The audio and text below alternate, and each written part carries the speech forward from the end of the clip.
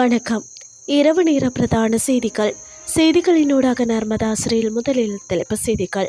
இன்று முதல் தடையின்றி மின் விநியோகம் மின்சக்தி மற்றும் எரிசக்தி அமைச்சு அஸ்வசம கொடுப்பனவு தொடர்பில் வெளியான முக்கிய அறிவிப்பு.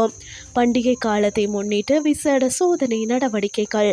உக்ரைன் அணு மின் நிலையத்தில் மீது ரஷ்யா ட்ரோன் தாக்குதல். இன்று முதல் மின் விநியோக தடை அமல்படுத்தப்படாது என மின்சக்தி மற்றும் எரிசக்தி அமைச்சு தெரிவித்துள்ளது.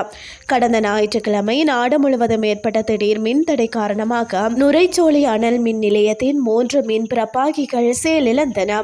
இதன் காரணமாக மின்சார தேவையை நிர்வகிக்க முடியாததால் கடந்த திங்கள் மற்றும் செவ்வாய்க்கிழமைகளில் சுழற்சி முறையில் 1.5 மணி நேரம் மின் விநியோக தடை அமல்படுத்த இலங்கை மின்சார சபைக்கு நேரிட்டது. இருப்பினும் பௌர்ணமி தினம் என்பதால் நேற்று முன்தினம் மின் விநியோக தடை அமல்படுத்தப்படவில்லை. அதே நேரம் சுழற்சி முறையில் 1 மணி நேரம் நேற்றைய தினம் மின் விநியோக தடை அமல்படுத்தப்பட்டது. செயலிழந்த 3 மின் பிறப்பாக்கிகளை இன்றைய தினம் தேசிய மின் கட்டமைப்புடன் இணைக்க முடியும் என அண்மையில் அறிவிக்கப்பட்டிருந்தது.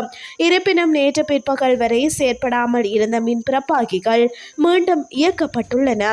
அதன்படி மின் விநியோக தடையை முடிவுக்கு கொண்டுவர முடிவு செய்யப்பட்டுள்ளதாக மின்சக்தி மற்றும் எரிசக்தி அமைச்சு தெரிவித்துள்ளது. அஸ்வசம பெறும் குடும்பங்களில் 70 வயதுக்கு மேற்பட்ட குறைந்த வருமானம் கொண்ட பெரியவர்களுக்கு வழங்கப்படும் 3000 ரூபாய் மாதாந்த உதவித்தொகை அஸ்வசம கணக்குகளில் நேரடியாக வரவு வைக்கப்படும் என கிராம அபிவிருத்தி சமூக பாதுகாப்பு மற்றும் சமூக வலுவூட்டல் அமைச்சு அறிவித்துள்ளது. அதன்படி தேவைப்படும் குடும்பங்களில் உள்ள பெரியவர்களை தவிர்த்து இதுவரை உதவித்தொகையை பெற்று வரும் பெரியவர்களுக்கு மட்டுமே அஞ்சல் மற்றும் துணை அஞ்சல் நிலையங்கள் மூலம் பணம் செலுத்த ஏற்பாடு செய்யப்படும் என அந்த அமைச்சு வெளியிட்டுள்ள அறிக்கையில் குறிப்பிடப்பட்டுள்ளது. இருப்பினும் கடந்த காலங்களில் நடைமுறையில் ஏற்பட்ட சிக்கல்கள் காரணமாக குறிப்பிட்ட திகதியில் உதவித்தொகையை செலுத்துவதில் தாமதம் ஏற்பட்டது. இதன் காரணமாக இந்த மாதத்திற்கான உதவித்தொகை மற்றும் நிலுவையில் உள்ள கொடுப்பனவுகளை இம்மாதம் 20ஆம் தேதி முதல் அஞ்சல் மற்றும் துணை அஞ்சல் நிலையங்கள் மூலம் செலுத்துவதற்கு தேவையான நடவடிக்கைகள் எடுக்கப்படும் என அந்த அறிக்கையில் மேலும் தெரிவிக்கப்பட்டுள்ளது. எதிர்வரும் பண்டிகை காலத்தை முன்னிட்டு விசேட சோதனை நடவடிக்கைகளை முன்னெடுக்க தீர்மானித்துள்ளதாக நுகர்வோர் விவகார அதிகார சபை தெரிவித்துள்ளது.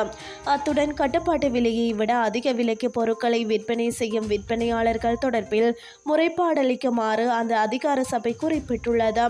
கடந்த மாதம் மாத்திரம் 2700 சோதனை நடவடிக்கைகள் முன்னெடுக்கப்பட்டுள்ளதாக நுகர்வோர் விவகார அதிகார சபை தெரிவித்துள்ளது. இனி வெளிநாட்டு செய்திகள். உக்ரைனின் கிவ் பிராந்தியத்தில் உள்ள செர்னோவில் அணு மின் நிலையத்தின் மீது ரஷ்யா ட்ரோன் தாக்குதல் நடத்தியுள்ளதாக உக்ரைன் ஜனாதிபதி செலன்ஸ்கி தெரிவித்துள்ளார். இத்தாக்குதல் இன்று காலை இடம்பெற்றுள்ளதாக தெரிவிக்கப்படுகிறது. இதன் மூலம் செர்னோபில் அணு மின் நிலையத்தில் உள்ள 4வது உலகில் இருந்து கதிரியக்கம் வெளியேற்றப்படாமல் அமைக்கப்பட்டிருந்த கொன்கிரீட் கூரை தீப்பற்றி எரிந்துள்ளதாக வெளிநாட்டு ஊடகங்கள் தெரிவிக்கின்றன. இத்தாக்குதலில் உயிர் சேதங்கள் எதுவும் ஏற்படவில்லை என தெரிவிக்கப்படுகிறது. இதற்கு முன்னதாக 1986ஆம் ஆண்டு இந்த அணுமின் நிலையத்தில் விபத்து ஏற்பட்டது.